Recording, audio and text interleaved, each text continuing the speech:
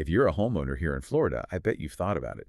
That big real estate fantasy, selling your place yourself, for sale by owner FSBO, and, you know, keeping that hefty commission check. Oh, yeah. It's definitely the number one draw. A huge financial carrot, right? Absolutely. But for the homeowner who actually wants to manage the sale, well, that path from listing to closing, it's, let's just say it's got some potential legal and logistical bumps, big ones. Okay. So our mission today is really to cut through that, dig into the details, and give you a solid guide to doing FSBO safely and, importantly, legally in Florida. Right. This deep dive is aimed right at you, the Florida homeowner. Mm-hmm. You want the control, maybe save some money, but you absolutely need to ensure the deal is solid, compliant, and critically doesn't boomerang back as some costly lawsuit later. Mm-hmm. So we kind of have to start with the big one, the legal question. Do I have to hire an attorney? Is it required? Yeah, that's always the first question we hear. And the answer, it often surprises people. Florida law does not actually require you, the seller, to hire a lawyer for the transaction. Really? Yep. Technically, a title company can handle the closing itself. So on paper, that's your green light for DIY. Okay, but I'm sensing a huge but coming here.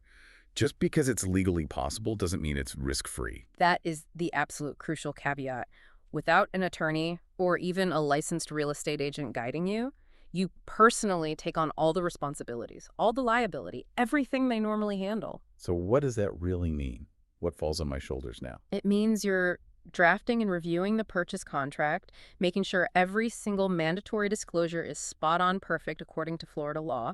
You're coordinating the title search, getting title insurance sorted, managing the buyer's deposit and escrow, Wow. and then preparing and recording the actual deed and all the closing documents. You basically become the legal department and the closing agent rolled into one. Okay, let's really unpack that. This new job description. Yeah. It's not just sticking a sign in the yard. You're suddenly the lawyer, the compliance guru, the transaction coordinator. Mm-hmm. What are some of these specific tasks that can, really burn an unprepared seller? Well, it's a pretty long list. You've got to make sure that contract is legally solid, protects your interests, right? That all those required disclosures, roof condition, flooding, termites, you name it, meet Florida's very specific standards. Then coordinating the title search to catch any hidden problems, getting title insurance to protect the buyer and their lender if they have one, handling the earnest money deposit that has to be in a proper escrow account, and then finally drafting the deed correctly and getting everything filed. So if a seller tries to, cut corners, maybe uses some generic contract they found online, what's the immediate danger? Not just the deal falling through, but the real so what? Yeah. The big financial hit. Right. The risks kind of fall into two buckets. Before closing, and maybe even more importantly, after closing. Okay. Before closing, a bad contract might not protect you if the buyer tries to back out unfairly. You might lose that deposit you thought you were entitled to keep. But the really scary stuff, that often happens after the closing. After? Tell me more. I always thought once the deed is signed and recorded, dust settles, it's done. You're saying the seller's still on the hook. Oh, absolutely. Florida law is very clear about disclosing known material defects, things that affect the property's value or safety. Like what? Like a roof leak you knew about but didn't mention, or maybe some plumbing issues, termite damage, even unpermitted renovations. If the buyer finds out later you knew and didn't disclose it, they can absolutely sue you for damages long after you've moved out. Right. And we're not talking small claims court here. This could be serious litigation over the property's value because of what you didn't disclose. So it sounds like the whole idea of saving the commission suddenly gets weighed against buying liability protection, mess up the disclosures, and any savings are just gone, swamped by legal fees. That's exactly it. Those online templates, generic FSBO guides, they just can't replace knowing Florida's specific disclosure rules or, how things work in your particular county. Getting professional eyes on it, that's often the smartest money you'll spend in the whole deal. It's peace of mind. Okay. We've tainted the worst case picture. Let's shift gears a bit. Let's talk practical stuff. If a homeowner decides, okay, I understand the risks, I'm doing this, they need real answers. Yeah. Logistics. Timelines first. Once I get a signed contract, how long should I realistically expect the closing process to take?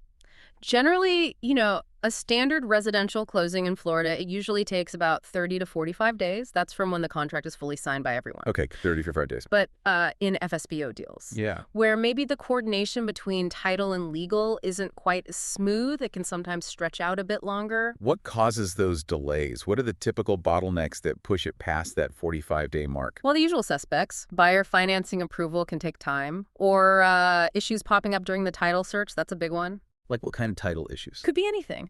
An old mortgage that was paid off but never properly recorded as satisfied. Maybe a lien from an old contractor dispute, or even a boundary issue. Anything clouding the title has to be cleared before the sale can close. Also, things like getting HOA approval sorted out, or dealing with repairs needed after an inspection. That all adds time. Right. This is actually where having like an integrated setup, say a law firm that also has its own title company, can really help speed things up. Communication is just faster. Makes sense. Okay, next critical piece. Title insurance. Hear about it all the time. As the seller, do I need to worry about that, or is that the buyer's problem? Oh, you definitely need to worry about it. Title insurance is pretty much non-negotiable if the buyer's getting a mortgage. Okay. And even for cash buyers, it's highly, highly recommended. It protects them and their lender from any hidden claims against the property. Think old limits, ownership disputes, errors in public records. As the seller, you're typically the one who kicks off the process by choosing a title company to do the search and issue the policy. And who usually pays for it in Florida? What's the custom? This is really important for budgeting your costs. In most Florida counties, it's actually customary for the seller to pay for the owner's title insurance policy. The seller pays. Oh. Yeah. That can be a significant chunk of your closing costs, so you absolutely need to factor that in. The buyer usually pays for their lender's policy if they have one, but the owner's policy, often that's on you. Good to know. Yeah. Speaking of money, the buyer's deposit, the earnest money. If I'm selling FSBO and the buyer gives me, say, a $5,000 check, what's the absolute rule? Can I just pop it in my bank account to hold on to? Oh, no, absolutely not. That's a huge legal trap. Right. You should never, ever hold the buyer's deposit in your personal account. Under Florida law specifically, Chapter 475 of the statutes, all deposits must be held in a licensed escrow account. A licensed escrow. Meaning an account held only by a licensed Florida attorney or a licensed Florida title company. Period. Holding it yourself is a direct violation. It's designed to protect both you and the buyer from any funny business or disputes over that money. Third-party, licensed management is mandatory. Wow. Okay. That feels like high-stakes compliance right there. Right. So basically, if you're going FSBO, you need that relationship with a title company or attorney lined up before you even get an offer just to handle the deposit. Exactly right. You need that infrastructure ready to go. All right, let's talk contracts. I went online, found a generic real estate contract template for like $20. And just use that, get it signed. Technically, maybe. Anything that meets the basic requirements of a contract could be valid, but oh man, is it risky. Why? What's missing? Those generic forms, or maybe outdated ones, they're very unlikely to have all the specific clauses, the addenda, the mandatory disclosure language, or the protective contingencies that are really needed under Florida law. They're just too basic, or maybe even wrong for Florida. So what's the smarter move? The best practice for the contract? The gold standard, really, and the safest place to start is using the Florida Realtors Florida Bar contract. We usually call it the FAR Bar contract. Yeah, it's developed jointly by the state's Realtors Association and the Florida Bar. It's comprehensive, it gets updated regularly to reflect law changes, and it's designed to be reasonably fair to both sides. So use that one. That's the best starting point. But even then, having an attorney just quickly review it, or maybe help you add specific language for your particular deal, say, about leaving certain appliances or handling a specific repair, that's always the safest bet. Tailor it. Got it. FAR Bar is the base.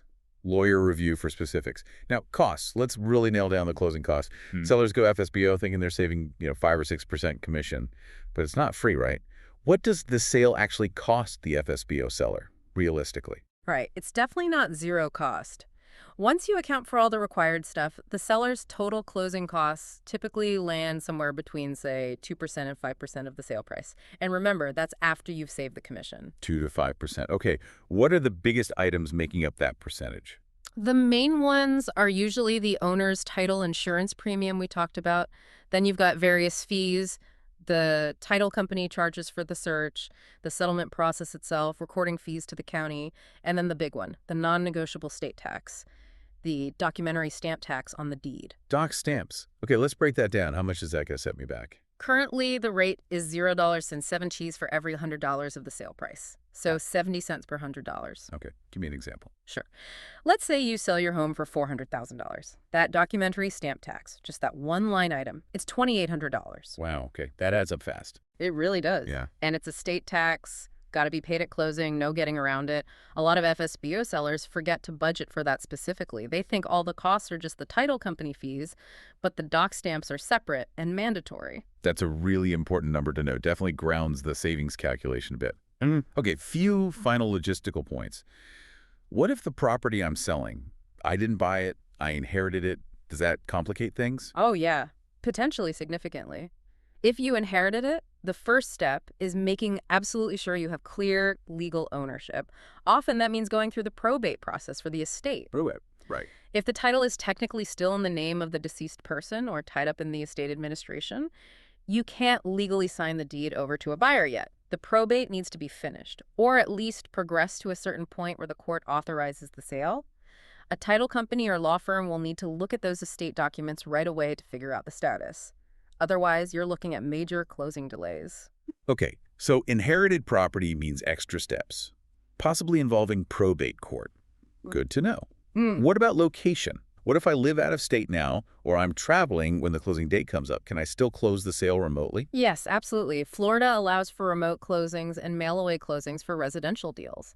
It works fine. How does that work? Usually through secure wire transfers for the money, and often using remote online notarization RON, where you can sign documents digitally with a notary via video conference, or sometimes they'll courier documents back and forth. Point is, you don't necessarily have to physically be sitting in the title office in Florida on closing day. That's convenient. So really, this whole deep dive feels like it shows that selling FSBO, it isn't really about avoiding work. It's more like swapping one kind of professional, the agent, for a different kind of required expertise. Real estate law, title compliance. That's a perfect way to put it. Exactly. Yeah. The real value of getting professional legal or title help isn't just convenience, although that's part of it. It's primarily about protection. Protection from what, specifically? Protection from disputes over the contract terms, protection from those nasty post-closing lawsuits over disclosures, and just protection that ensures a smooth, clean closing where the deed is right, the title is clear, and the money moves correctly. Peace of mind, really. So for the listener who's maybe getting ready to put that FSBO sign in the yard, when is the absolute best time, the crucial moment, to actually bring in that legal support or title company? Without a doubt, the best time is before you sign the purchase agreement. Seriously, get them involved early. Before you even have a buyer locked in? Yes. They can help you understand your disclosure duties before you list, maybe review your contract strategy, make sure that compliant escrow account is ready to go. Getting that protective advice and structure in place before you commit to sale terms with a buyer, that's the smartest move. Okay, so maybe we leave our listener with this final thought. Right. When you look at that commission saving, that tempting percentage, you have to ask yourself, is that dollar figure really worth the risk? The risk of a deal collapsing, losing a buyer, or worse, ending up in a 5-figure lawsuit because of a mistake in the contract or a disclosure you missed. When you factor in the potential cost of that liability, the value of getting professional guidance suddenly looks very, very different. It really does. And, for property owners here in Florida thinking about FSBO, especially if you're in areas like Sarasota, Manatee, Pinellas County, where local knowledge helps finding an efficient, reliable solution is key. Which is why we should mention Barnes Walker, because they really offer that kind of integrated all-in-one approach that can simplify what feels like a legal and logistical maze. Right. You get the law firm side, Barnes Walker, got the Perron, Shea & Johnson, PLLC for the crucial legal advice, the contract review, that customized protection. And then you also have their own in-house title company, Barnes Walker Title Inc., handling all the title work, the licensed escrow, the actual closing coordination. So it's all under one roof, essentially. Right. Exactly. It means you're getting attorney oversight on your documents, a proper title search and insurance, compliant escrow, often with clear flat fee options available. And it's local expertise, focused on making sure your FSBO deal is done right and protects you legally.